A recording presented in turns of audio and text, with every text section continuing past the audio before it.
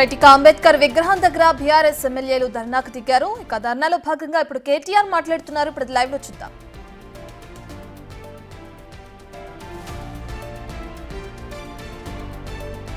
ముందే 6 నిమిషాల లోపలనే ఈరోజు ఉద్దేశపూర్వకంగా అటు మంత్రులు ఇటు కాంగ్రెస్ పార్టీకి సంబంధించిన శాసనసభ్యులు రన్నింగ్ కామెంటరీ చేస్తూ ఆయన ప్రసంగానికి అంతరాయం కలిగిస్తూ ఇష్టం వచ్చిన కామెంట్స్ చేస్తూ ఉంటే జగదీశ్వర్ రెడ్డి గారు ఏమాత్రం సంయమనం కోల్పోకుండా చాలా చక్కగా రాష్ట్రంలో ఎండిపోతున్న పంటలు, రాష్ట్రంలో అధోగతి పాలైన వ్యవసాయం, రైతుల కష్టాలు, జరగని రుణమాఫీ, పడని రైతు బంధు ఇవన్నీ ఎండగడుతూ తన పద్ధతుల్లో చాలా స్పష్టంగా ప్రభుత్వానికి ఇవాళ ఒక హెచ్చరికలాగా రాష్ట్ర ప్రజల తరపున చేస్తుంటే అమలు కాని 6 గ్యారంటీలు, ఇచ్చిన 420 హామీల వాగ్దాన భంగం, వీటన్నిటి మీద విమర్శలతో ఇవాళ దాడి చేస్తుంటే తట్టుకోలేని ప్రభుత్వం ఈరోజు నీతిబాహ్యంగా నిస్సిగ్గుగా ఇవాళ కేవలం అబద్ధాల మీద ఆధారపడే ఈరోజు మా గౌరవ సభ్యులు జగదీశ్వర్ రెడ్డి గారిని అనని మాటను అన్నట్టుగా చిత్రీకరించి ఇవాళ సస్పెండ్ చేసే ప్రయత్నం చేసింది. ఇవాళ 2 ముఖ్యమైన విషయాలు ఇక్కడ మేము చెప్పాల్సింది. జగదీశ్వర్ రెడ్డి గారు ఒక్కటంటే ఒక్క మాట కూడా, ఒక్క పదం కూడా అన్పార్లమెంటరీ మాట శాసనసభలో మాట్లాడలేదు. కేవలం అన్నది ఒకటే ఒక్క మాట. ఏమన్నారు ఆయన?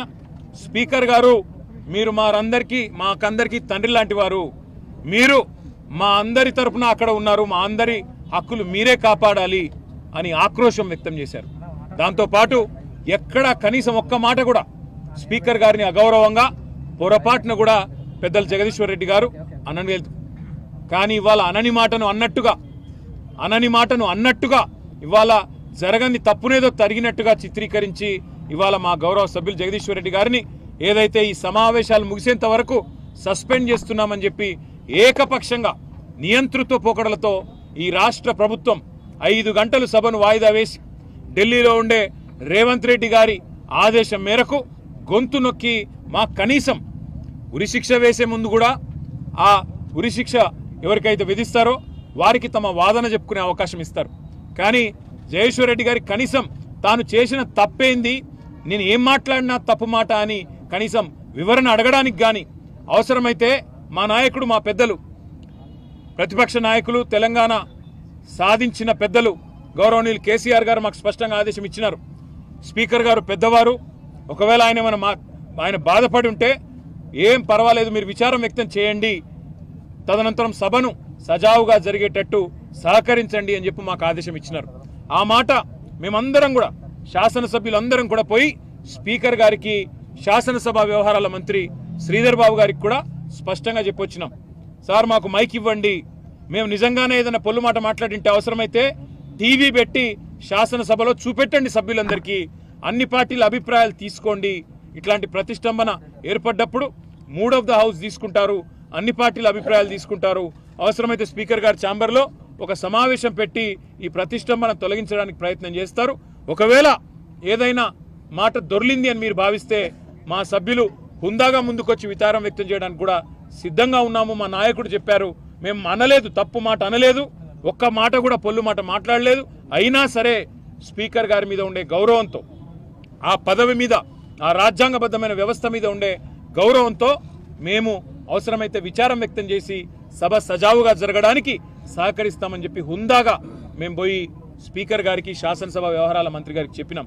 కానీ ఇవాళ చేయని తప్పుకు ఈరోజు మొత్తం సెషన్ అంతా కూడా సస్పెండ్ చేస్తున్నామని చెప్పి ఏకపక్షంగా, అక్కడ మా పెద్దలు హరీష్ రావు గారు రిపీటెడ్గా అడుగుతానే ఉన్నారు, మా పార్టీ తరఫున మా వాదన చెప్పనివ్వండి, మేము చెప్పాలనుకున్నది వినండి అని చెప్తే కూడా వినిపించుకోకుండా కేవలం కాంగ్రెస్ పార్టీ శాసనసభ్యులు ఒక 4-5గురితో మాట్లాడించి, ఒక 3-4 మంత్రులతో మాట్లాడించి, ఇక అది మాత్రమే మూడ్ ఆఫ్ ద హౌస్ అన్నట్టు, వాళ్ళు చెప్పిందే వేదం అన్నట్టు, వాళ్ళు చెప్పిందే సత్యం అన్నట్టు ఇవాళ ఏకపక్షంగా బుల్డోజింగ్ ధోరణితో, నియంతృత్వ పోకడలతో ఈ రాష్ట్ర ప్రభుత్వం, శాసనసభ వ్యవహారాల మంత్రి శ్రీధర్ బాబు కానీ, ముఖ్యమంత్రి రేవంత్ రెడ్డి కానీ ఏకపక్షమైన నిర్ణయం తీసుకొని ఇవాళ మా సభ్యుడు గొంతు నొక్కడం జరిగింది.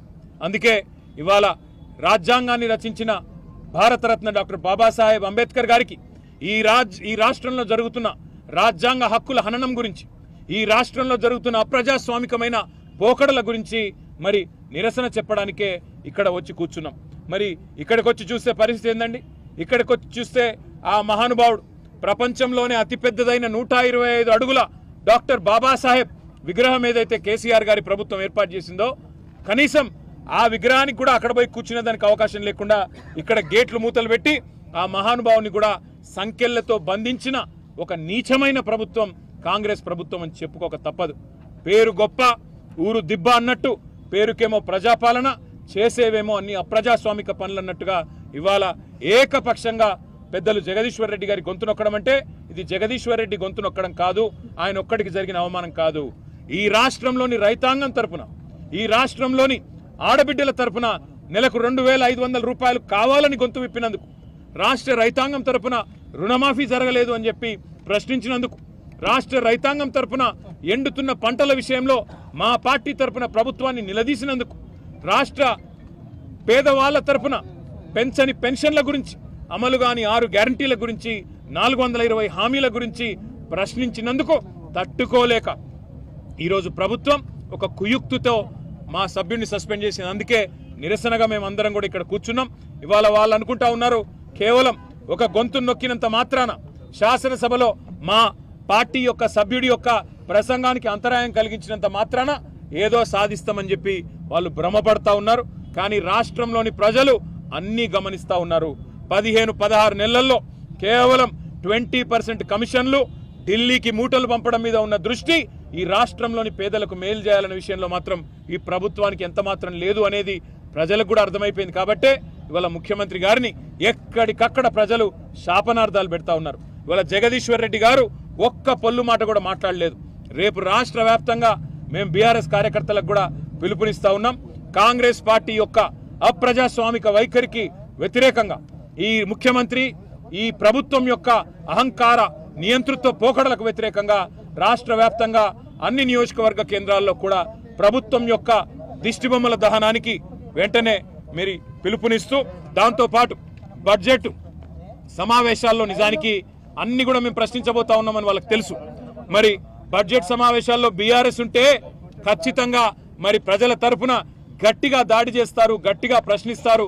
420 హామీలు, 420 పనులు, ఈ కాంట్రాక్టులు, కమిషన్లు, మరి ఢిల్లీకి మూటలు అన్ని వెలుగులోకి వస్తాయనే భయంతో మా గొంతు నొక్కే ప్రయత్నం ఏదైతే చేస్తా ఉన్నారో తప్పకుండా దీనికి మరి ప్రజలు కూడా సమాధానం చెప్తారు, మేము కూడా సమాధానం చెప్తాం.